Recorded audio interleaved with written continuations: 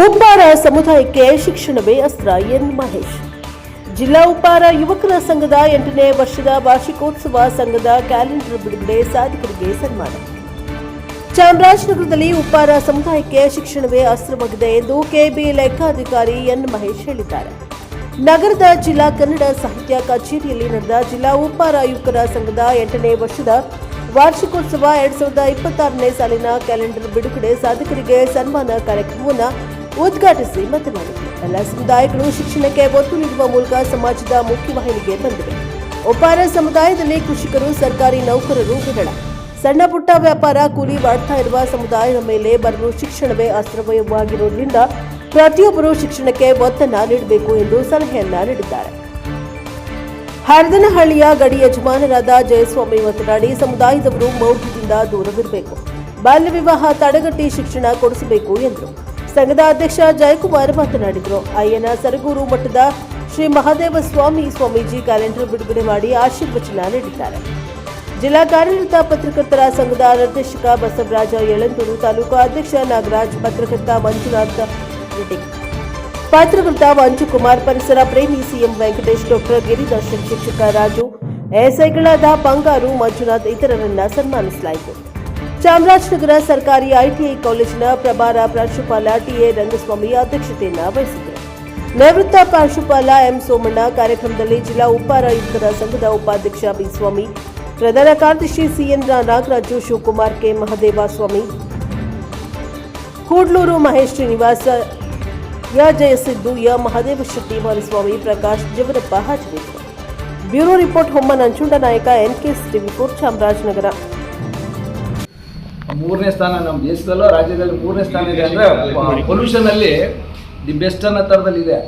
ಸುಮ್ಮನೆ ಎಲ್ಲ ಆಗ್ಬಿಡ್ತದೋ, ಯಾರಾದ್ರೂ ಅದ್ರದ್ದೊಂದು ಮಾಡಬೇಕಲ್ಲ. ಆ ಒಂದು ಕೆಲಸ ಮಾಡಿರ್ತಕ್ಕಂಥವ್ರು ನಮ್ಮ ಸಮುದಾಯದ ವೆಂಕಟೇಶನವರು ಅನ್ನೋದನ್ನ ನಾವು ಹೆಮ್ಮೆ ಪಡಬೇಕು.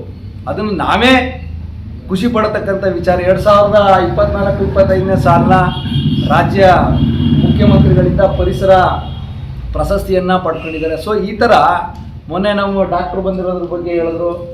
MBBS MD ಆಗಿರ್ತಕ್ಕಂಥವ್ರು ನಮ್ಮದೇ ಹಾಸ್ಪಿಟ್ಲ್, ಇಲ್ಲೇ ಚಾಮರಾಜನಗರ ಹಾಸ್ಪಿಟ್ಲಿಗೆ ಬಂದು ಈಗ ತಾನೇ ಅವರು ಕರ್ತವ್ಯ ನಿರ್ವಹಿಸಕ್ಕೆ ಬಂದಿದ್ದಾರೆ ಅಂತಂದರು. ನಮ್ಮ ಶ್ರೀನಿವಾಸ್ ಅವರು ಇರ್ಬೋದು, ಯೂತ್ ಕಾಂಗ್ರೆಸ್ನಲ್ಲಿ ಈಗ ಅಪ್ಕಮಿಂಗಲ್ಲಿ ಅವರು ಆ KDP ಸದಸ್ಯರು. ಈ ಥರ ನಮ್ಮ ಸರ್ಕಾರಿ ನೌಕರರಿಗೆ ಬಡ್ತಿ ಸಹಜವಾಗಿರ್ತದೆ ಬಿಡಿ. ನಾವು ಯಾವುದೋ ಒಂದು ಹುದ್ದೆಗೆ ಸೇರಿದ್ರೆ ನಮ್ಮ ಕೆರಿಯರಲ್ಲಿ ಪ್ರಮೋಷನ್ ಆಗುತ್ತೆ.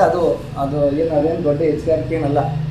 ಅದರಿಂದ ಆಚೆಗೆ ಬೇರೆ ವಿಶೇಷವಾಗಿ ಈ ಥರದ್ದು ಏನಾದರೂ ಸಮಾಜದಲ್ಲಿ ಸಾಧನೆ ಮಾಡಿರ್ತಕ್ಕಂಥವ್ರನ್ನ ಗುರುತಿಸಿ ಮಾಡಲಿ ಅನ್ನೋದೊಂದು ನಮ್ಮ ಚಿಂತನೆ. ಜೊತೆಗೆ ಎಲ್ಲದಕ್ಕಿಂತ ಶೈಕ್ಷಣಿಕ ಕ್ಷೇತ್ರಕ್ಕೆ ನಾವು ಇವತ್ತೇನಾದರೂ ಈ ಸಮಾಜ ಏನಾದರೂ ಮುಂದುವರಿಯುತ್ತೆ ಅಂದರೆ ಅದು ಶೈಕ್ಷಣಿಕ ಕ್ಷೇತ್ರದಿಂದ ಮಾತ್ರ ಸಾಧ್ಯ. ಅದ್ರಲ್ಲಿ ಫಿಲ್ಟರ್ ಆಗ್ತದೆ. ನಾನು 100 ಜನ SSLC PUC ಡಿಗ್ರಿನಲ್ಲಿ ಪಾಸ್ ಆದರು ಅಂದ ತಕ್ಷಣ 100 ಜನನೂ ಏನೋ ಆಗ್ಬಿಡ್ತಾರೆ ಅಂತ ಹೇಳೋಕ್ಕಾಗಲ್ಲ. ಈಗ ನಮ್ಮ ಮೈಸೂರಲ್ಲಿರ್ತಕ್ಕಂಥ ಹಾಸ್ಟೆಲ್ ಬಹುಶಃ ಅದು ಎಷ್ಟು ಜನಕ್ಕೂ ಗೊತ್ತಿದೆಯೋ ಗೊತ್ತಿಲ್ವೋ, ಅದು ಎಂಥ ದುಸ್ಥಿತಿಗೆ ಹೋಗಿತ್ತು ಅಂತಂದರೆ ಅದಕ್ಕೂ ಕೆಲವರು ಒಂದು ಇದನ್ನು ಮಾಡ್ಕೊಂಡು ಸೇವೆ ಸಲ್ಲಿಸಬೇಕು ಅನ್ನೋದೊಂದು. ಯಾಕಂದರೆ ನಮ್ಮಲ್ಲಿ ಬೇರೆ ಬೇರೆ ಕ್ಷೇತ್ರಗಳಲ್ಲಿ ಸಾಧನೆ ಮಾಡಿರ್ತಕ್ಕಂಥವ್ರು ಬೇಕಾದಷ್ಟು ಏನಿದೆ, ಆದರೆ ಅವ್ರನ್ನ ಕರೆದು ಗೌರವಿಸೋಂಥ ಕೆಲಸವನ್ನು ನಮ್ಮ ಜಿಲ್ಲೆಯಲ್ಲಿ ಯಾರೂ ಕೂಡ ಮಾಡ್ತಿಲ್ಲ. ನೀವು ಜಾತ್ರೆ ಮಾಡ್ತೀರಿ, ಹಬ್ಬ ಮಾಡ್ತೀರಿ, ಬಣ್ಣ ಮಾಡ್ತಿದ್ದೀರಿ, ಮತ್ತು ಮಲೆ ಮಹದೇಶ್ವರ ಬೆಟ್ಟ ಓಂಶಕ್ತಿ ಹೋಗ್ತೀರಿ. ಆದರೆ ಸಾಧನೆ ಮಾಡಿರ್ತಾರಲ್ಲ, ಯಾಕಂದರೆ ಸಾಧಕರನ್ನ ಸನ್ಮಾನ ಮಾಡ್ಬೇಕಾದ್ರೆ ಅವ್ರ ಶ್ರಮ, ಅವರು ಸಾಧನೆ ಉಳಿದಿರ್ತಾರಲ್ಲ, ಅದನ್ನು ನಾವು ಗುರುತಿಸ್ಬೇಕು. ಯಾಕಂದರೆ ಬೇರೆ ಸಮಾಜ ನಿಮ್ಮನ್ನು ಗಮನಿಸ್ತಾ ಇರ್ತದೆ, ಹೇಳ್ತಾರೆ ನಿಮ್ಗೆ ಏನಂತ, ಏನಿದ್ದಾರೆ ನಿಮ್ಮ ಸಮಾಜದಲ್ಲಿ, ಯಾರು ಉನ್ನತ ಸ್ಥಾನದಲ್ಲಿದ್ದಾರೆ, ಯಾವ ಉನ್ನತ ಡಾಕ್ಟರ್ ಆಗಿದಾರ, ಇಂಜಿನಿಯರ್ ಆಗಿದಾರ, ಇಲ್ಲ IAS IPS ಆಗಿದಾರ ಅಂತ ನಿಮ್ಮನ್ನೇ ಕೇಳ್ತಾರೆ. ಆಗ ನಿಮ್ಗೆ ಹೆಂಗೆ ಅನಿಸುತ್ತೆ? ಹಾಗೆ ಕೆಲವರು ಇಲ್ಲಿ ಸಾಧನೆ ಮಾಡಿದ್ದಾರೆ, ಅಂಥವ್ರನ್ನ ಇವತ್ತು ಸನ್ಮಾನಿಸ್ತಾ ಇದ್ವಿ. ಇವತ್ತು ಈ ಒಂದು ಕಾರ್ಯಕ್ರಮನ ಆ ಉದ್ದೇಶ ಇಟ್ಕೊಂಡು, ಜೊತೆಗೆ ವರ್ಷದ ಕ್ಯಾಲೆಂಡರ್ ಬಿಡುಗಡೆ ಈ ಉದ್ದೇಶ ಇಟ್ಕೊಂಡು ಇವತ್ತು ಈ ಕಾರ್ಯಕ್ರಮನ ಮಾಡ್ತಾಯಿದ್ವಿ. ಮತ್ತು ಪತ್ರಿಕಾ ಫೀಲ್ಡ್ಲು ಕೂಡ ಇವತ್ತು ಇರೋದೇ ಜಿಲ್ಲೆ ಒಳಗೆ ಕಡಿಮೆ, ಅಂಥದ್ರಲ್ಲೂ ಕೂಡ ಇವತ್ತು 3 ಜನ ಮಹನೀಯರುಗಳನ್ನ ಇವತ್ತು ನಾವು ಈ ಒಂದು ಕಾರ್ಯಕ್ರಮದಲ್ಲಿ ಅವ್ರನ್ನ ಮಾಡ್ತಿದ್ವಿ. ಅವರು ಕೂಡ ಬಂದಿದ್ದಾರೆ. ಅವರೆಲ್ಲರೂ ಕೂಡ ನಾನು ಸ್ವಾಗತವನ್ನು ಕೋರ್ತಾ ಈ ಒಂದು ಕಾರ್ಯಕ್ರಮದ ಉದ್ಘಾಟನೆಯನ್ನು ಮಹೇಶ್ ಅವರು